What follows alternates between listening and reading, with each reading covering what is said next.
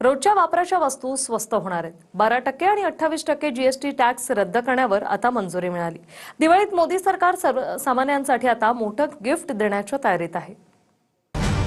GST काउन्सिलिंगच्या मंत्री गटाने 12% tax 5% आणण्यावर आणि 28% टॅक्स 18% आणण्यावर मंजुरी दिली। त्यामुळे आता 12% आणि 28% टॅक्स स्लॅब हा रद्द होणार आहे।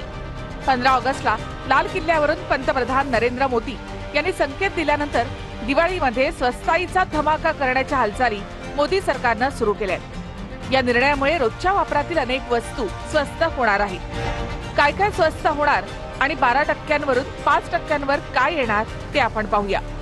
साबण, टूथपेस्ट, हेअर ऑइल, औषधं, अँटीबायोटिक्स, पेनकिलर, सुकामेवा, स्नॅक्स, प्रोसेस केलेल्या खाण्याच्या वस्तू, प्रोसेस केलेला भाजीपाला, काही मोबाईल, काही कम्प्युटर्स, शिलाई मशीन, प्रेशर कुकर, गीझर, पाण्याचे filter, electric iron, vacuum cleaner, महाग कपडे, कमी दरातले शूज, वॅक्सिन, सायकल, भांडे, मोठी वाहनं, कृषी हत्यारं। तर 28%वरून 18%वर काय येणार ते आपण पाहूया।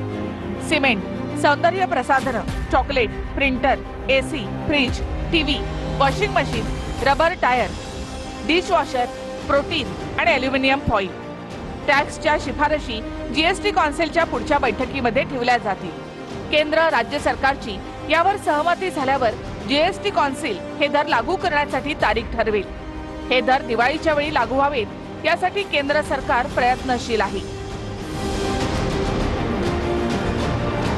जो केंद्र सरकार के प्रस्ताव हैं 2 स्लैब को समाप्त करने के लिए, उस प्रस्ताव पर हम लोगों ने विचार किया और समर्थन दिया है और हम लोग इसको रिकमेंडेशन दिए हैं। अब जीएसटी काउंसिल इसको फैसला लेकर स्लैब 12% टैक्स को खत्म करने के लिए और 28% के टैक्स को समाप्त करने के लिए उस प्रस्ताव का समर्थन किया।